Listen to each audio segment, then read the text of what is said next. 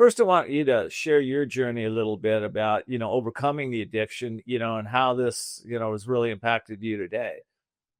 Yeah. So, I found myself struggling more and more as the years went on. Especially with alcohol, I think it can be a slow burn for a lot of people. You don't develop an alcohol addiction overnight. Most people don't. Some people do, but most people don't.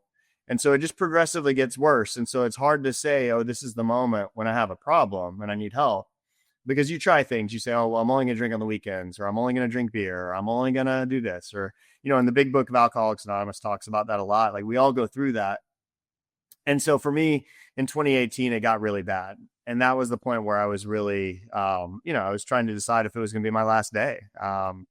I was just done, and I didn't want to live like that anymore. And thankfully, I went to rehab. That was the route that I chose first. I liked rehab so much, I went back to rehab later that year, because I didn't work a program. And so, a couple rounds of rehab. After the second time I moved to Cambodia, somewhat of an addict's move to go all in like that. But I decided I needed to do meditation and yoga full time for 3 months.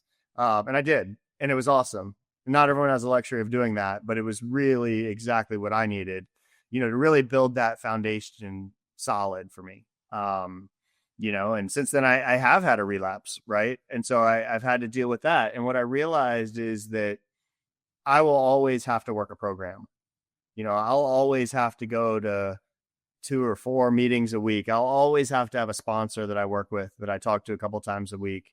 I'll always have to, go to therapy if I feel like I need it, and so there are all these things that I do in my life, and these things that I have in place, and these accountability measures that keep me sober. And I have to do those. And I think for me, that a few years ago, that would have sounded daunting, but now I really look at it as I get to do those things.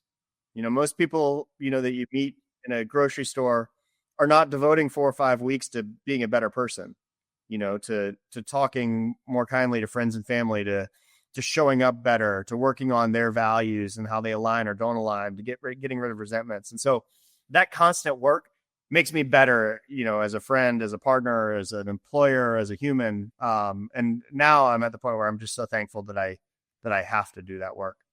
I love that.